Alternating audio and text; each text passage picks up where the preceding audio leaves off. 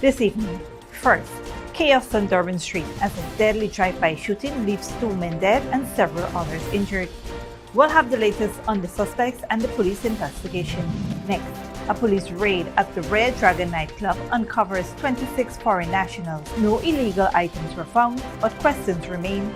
We'll delve into what this could mean.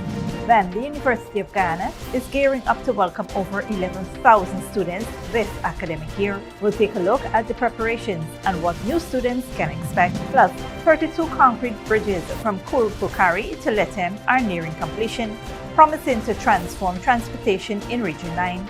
We'll take you inside the project and what it means for hinterland development. And a week-long mission turns into an 8-month leave for 2 NASA astronauts. Discover why they'll be staying on board the International Space Station longer than planned. Stay tuned for these stories and more coming up on tonight's broadcast.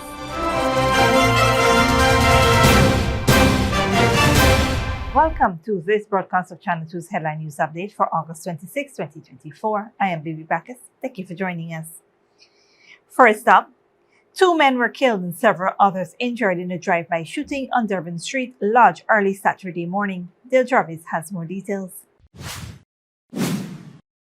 Police are investigating a fatal drive-by shooting on Durban Street Lodge that has left 2 men dead and several others injured. The dead men have been identified as 40-year-old Anthony Halfcombs, a vendor from South Rumveld, and Lawrence Wynne, aka Bye Bye.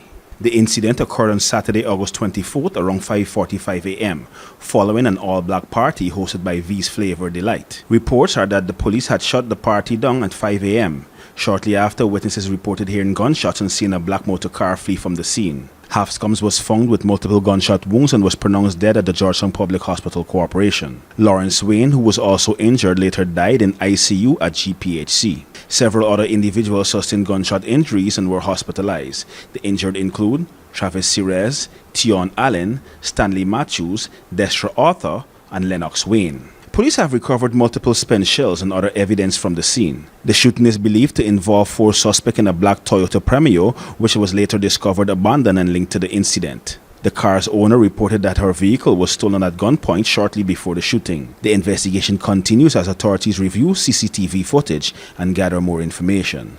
Reporting for Headline News Update, Dale Jarvis. Thanks, Dale. Police conducted a raid at the Red Dragon Nightclub on Robb Street, border Georgetown, from midnight to 3:40 a.m. on Saturday, August 24th. The operation, led by 2 assistant superintendents, involved a thorough search of the premises and patrons. However, no illegal items were found. Nevertheless, during the raid, authorities discovered 26 women of Venezuelan, Cuban, and Dominican Republic nationality, along with 5 male security guards and 3 bartenders. All individuals were taken to the CID headquarters for further investigation. The inquiry into the circumstances surrounding their presence continues. In March of this year, 44 women were rescued from the Red Dragon nightclub, and they were taken into protective care as police conducted a probe into alleged trafficking in persons. On a different note, the construction of 32 concrete bridges along the Kurupukari to Letem corridor is nearing completion, with the final Payara Bridge slated to be finished before Christmas. Minister of Public Works Bishop One Edgehill announced this last week during the National Tushhouse Council Conference. The $410.2 million bridge is being constructed to international standards and is expected to enhance connectivity and transportation in Region 9. The project is complemented by 13 additional bridges from Linden to Mobura Road and repair works on the Santa Rosa Bridge in Region 1. Vals Construction, the contractor for the project, has committed to timely completion, with senior engineers being deployed to ensure progress. The Kurupukari to Letem project is part of a broader strategy to advance hinterland development through improved infrastructure. Additionally, repair works has started on the Santa Rosa Bridge in Region 1 for boosting regional interconnectivity. Stick around when we return. Men on a Mission presents new home to family affected by fire in Mainstay, and UG welcomes over 11,000 students for a new academic year.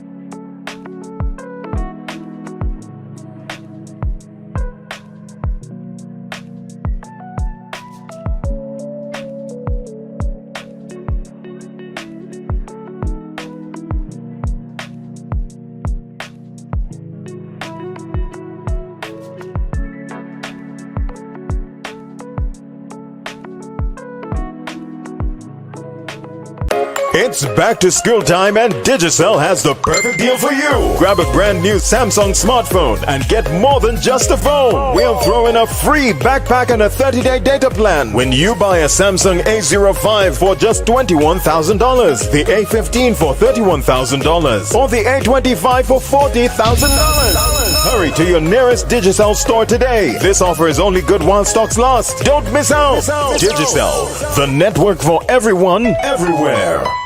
Good girl forget things. What's the problem, Granny? I want money for borrow for those surgery. I was dancing and I fall and fracture my hip. If you need some quick money, you should check Lender's Jewelry and Pawn Shop. Lender's Jewelry and Pawn Shop, Lot 238 South Road, Border, Georgetown. Get jewelry made to order in just 72 hours. We also accept vehicles. Lender's, best rates, longest payback period. Boys, I get through. Plus, I could dance again. Lender's Jewelry and Pawn Shop. Minds Educational Institute, offering preschool, nursery, and primary levels. Finally, a school that is every parent's dream. Located at 69 Crow Street, offering academic excellence, trained qualified teachers, small class sizes, personalized care, and one-to-one attention for your little ones. At Smart Minds, register for full-time or evening classes, daily practice pass exam papers for proficiency at the grade 2, 4, and 6 assessment, and CXE exam preparedness. Or join our Beccaphonics reading and writing program. So if your child is for preschool, nursery, or primary level, come to Smart Mind, located at 69 Street, or call 231-4885 or 600-9229 to enroll now.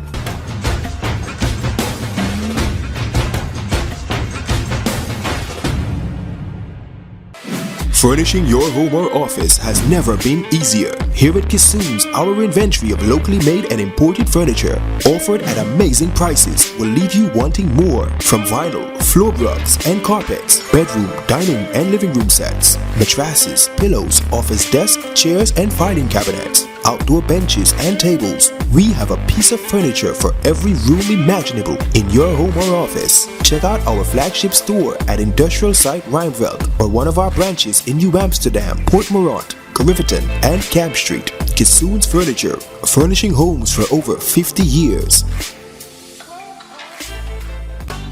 Sneakily with a gift of sight from Modern Optical Services. Let our professional team examine and prescribe what's best for your eyes. Current smiles make fashionable faces. See us for a full line of optical services, including brand name and prescription eyewear.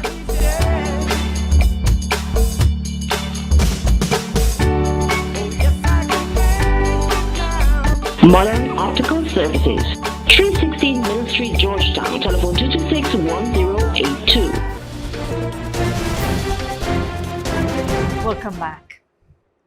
The University of Guyana is gearing up to welcome over 11,000 students as it kickstarts the 2024-2025 academic year. Starting with a series of orientation sessions from August 26th, the week-long activities will culminate in a high-energy formal opening event on Friday, August 30th at the new multipurpose auditorium on the Turkine campus. The orientation sessions, both virtual and face-to-face, will provide new and continuing students with a comprehensive introduction to the university system, resources, and academic programs. UG expects to welcome around 3,500 new students, joining the existing 8,000 continuing students. Classes for most students will begin on September 2nd, 2024, and UG continues to accept new applications and registrations for programs that are yet not filled. Depending on the program and student needs, the university will offer face-to-face, online, and blended learning options. The University of Guyana, celebrating its 61st year, offers over 171 programs across various disciplines and continues to play a significant role in education and research both nationally and globally. In other news, on Saturday, the Men on a Mission initiative officially handed over a newly constructed two-bedroom home to Shervin DeYoung, a 43-year-old father of 5 in Mainstay and Regina. The handover ceremony marked a significant moment for the DeYoung family, who lost their previous home to a fire on September 6, 2023. Minister within the Ministry of Public Works, Deodat Indar, praised the Men on a Mission program. The new home, constructed after the family's previous residence was destroyed by fire, symbolizes hope and new beginnings. Shervin DeYoung, reflecting on his family's journey, expressed profound gratitude for the support they received. Despite facing job instability and personal struggles, the DeYoung family persevered with their children excelling academically. National Coordinator of the Men on a Mission, Lieutenant Colonel Bageshwar Murli, highlighted the initiative's expansion into youth empowerment and mentorship through the Youth Empowerment and Mentorship Program. The program aims to support at-risk youths by exposing them to opportunities beyond traditional schooling. The Men on a Mission initiative continues to address various needs, including housing for disaster victims and support for underprivileged families. Stick around when we return. Australia gives workers right to ignore bosses after hour calls, and Boeing's Starliner astronauts to return from space next year, NASA says.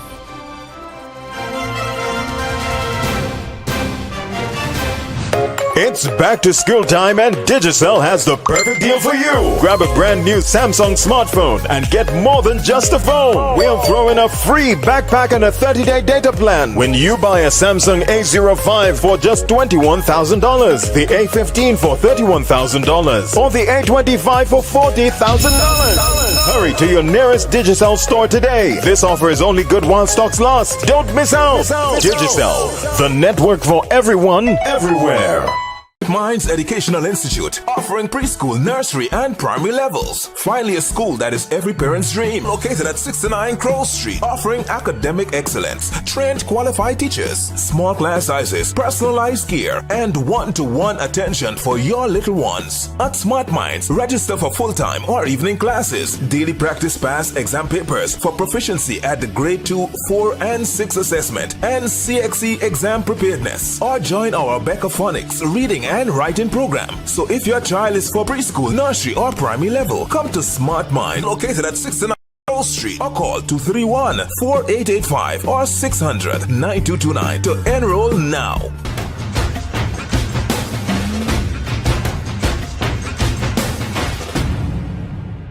Good girl forget things.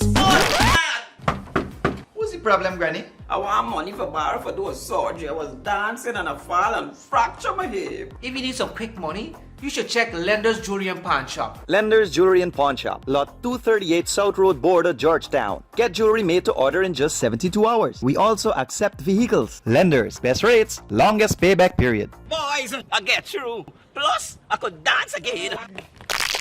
Lender's Jewelry and Pawn Shop. Sneakily with a gift of sight from Modern Optical Services. Let our professional team examine and prescribe what's best for your eyes. Current smiles make fashionable faces.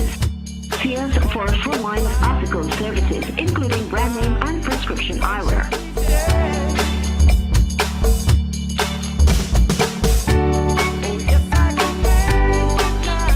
Modern Optical Services, 316 Mill Street, Georgetown. Telephone 226-1082.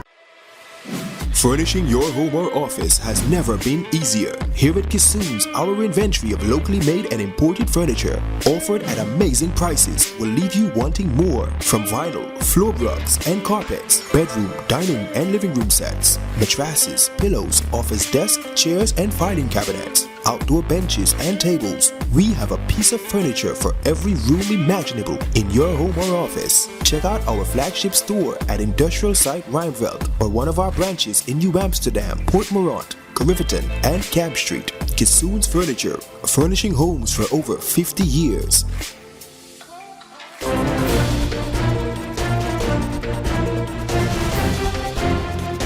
Welcome back. Now we take a look at what's happening in the region and around the world. Trinidad and Tobago is redesigning its coat of arms for the first time since 1962 to remove references to European colonization. The new design will replace Christopher Columbus's ships with the steel pan, a popular local instrument. Prime Minister Keith Rowley announced the changes set for completion by late September during a party convention. The move, part of a broader effort to eliminate colonial symbols, has been well received. Additionally, the country is considering removing colonial-era statues and signs and may abandon the UK King's Privy Council as its highest court of appeal. Meanwhile, A community in Jamaica is battling to ensure public access to Bob Marley Beach amid a luxury resort development. Al Jazeera's Dimitri Medivenko reports. My favorite part about it is definitely getting up to this every morning. Kamala Thomas and her family have lived on Bob Marley Beach in Jamaica for decades. Now they're fighting to make sure all Jamaicans can access it. It's a privilege growing up on this piece of sand. In 2019, a company called Wolf Group bought properties near the beach, planning to build a $200 million luxury resort. But the land they purchased overlaps with the only access road and the property where another Rastafarian family resides. So we are fighting for this road so we can have access, because we can't fly and we can't swim to do business. We have to travel by, vehicle like everybody else. We are currently in court and we're contending that. We made this road and want it to stay free for everybody, public access.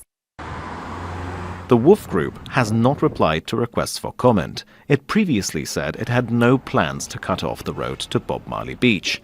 But the Thomases and other community members want the court to guarantee this access. They have lived and worked on Bob Marley Beach for 4 generations. Along with other Rastas, they fled government persecution in the 60s and 70s and took refuge there.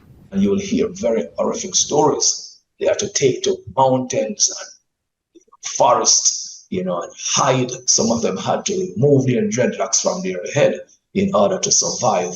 Rastafari is a movement for the liberation of the minds of the descendants of enslaved Africans and a pushback at colonialism and systems of oppression. After years of oppression and increasingly hostile land sales, the tourism industry still capitalizes on the musician and Rastafarian culture. The exclusion of Jamaican communities from beaches is not new. One local advocacy group says less than 1% of the coastline is open to the public. The rest has been privatized by hotels and resorts. What people are working for, what you're making in a hotel, you can't spend a night in there. So it's like slavery all over. You understand? And we don't want to go back to that. While tourism is a significant driver of Jamaica's economy, the Thomases want the industry to be inclusive and to help preserve Rastafarian culture and history. Dimitri Medvedenko, Al Jazeera. Internationally, employees in Australia now have the right to ignore work-related calls and emails after office hours. It follows the introduction of a so-called right to disconnect law. Supporters say it aims to restore the work-life balance. However, some employers says the law has been rushed and confusing. Al Jazeera's Victoria Gattenby reports. It's increasingly difficult for many employees to disconnect from work, and it's a trend that's accelerated since the COVID-19 pandemic. So many workers in the Australian capital Sydney welcome the introduction of a new right to disconnect rule, which means employees can't be punished for ignoring work-related calls and emails outside office hours. We spend so much of our time connected to our phones, connected to our emails all day, and I think that it's really hard to switch off as it is. So having these laws come into place where, we really do disconnect is really important. Australians worked on average 281 hours of unpaid overtime last year, worth the equivalent of more than $88 billion.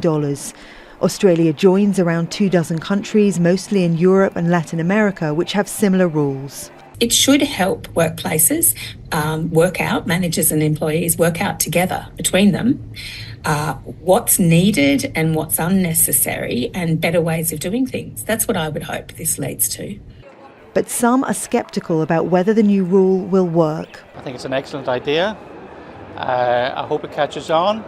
I doubt it'll catch on in our industry, to tell the truth, though. We are professionals, we're well paid, we're expected to deliver, and we feel we have to deliver 24 hours a day if we have to. Employers will still be able to contact workers in an emergency, and an employee can only refuse to respond where it is reasonable to do so. Defining reasonable will be up to Australia's industrial regulator, which must take into account the personal circumstances of the worker and how and why the contact was made. Bosses say the new rule is ambiguous and will create confusion, but many employees say it will give them the confidence to create a better work-life balance. Victoria Gatenby, Al Jazeera.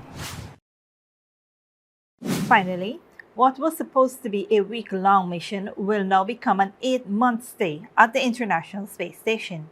NASA officials have decided to keep 2 astronauts in orbit out of the abundance of caution. Their Boeing shuttle suffered severe malfunctions en route to the International Space Station in June, and the SpaceX shuttle will bring them home next year. Al Jazeera's Patty Kahan reports.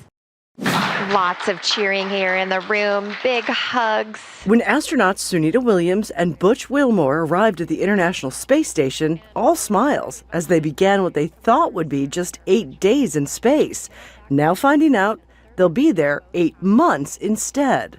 Our core value is safety, and it is our North Star. I'll just reiterate again, this is a test flight. The 2 astronauts were the first to fly on the Boeing Starliner, but as it arrived, it had issues with the thrusters that helped maneuver the craft, and it was leaking helium, a problem NASA engineers have been trying to fix, finally deciding Saturday that they couldn't.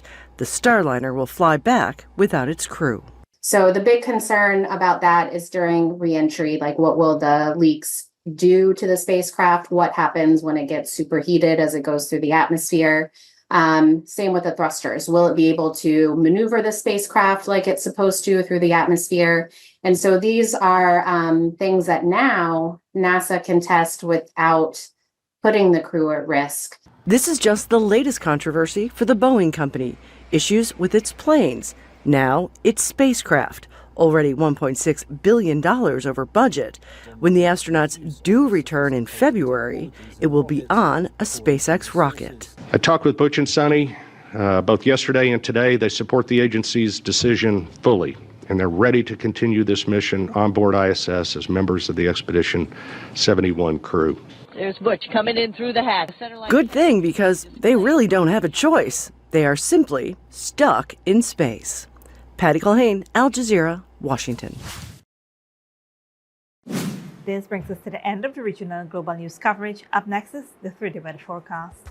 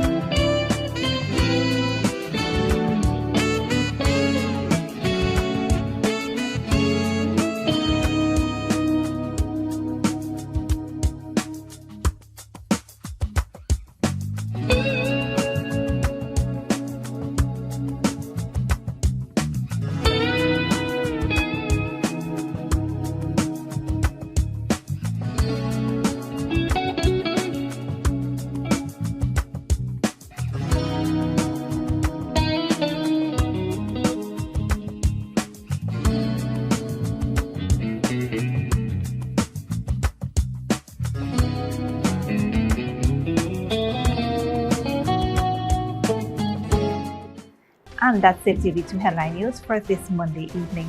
As we take our leave, we invite you to follow us on Facebook and YouTube. You can tune in tomorrow at 6:30 p.m. for rebroadcast and at 7 p.m. for more news. Until then, please take care of yourself and each other.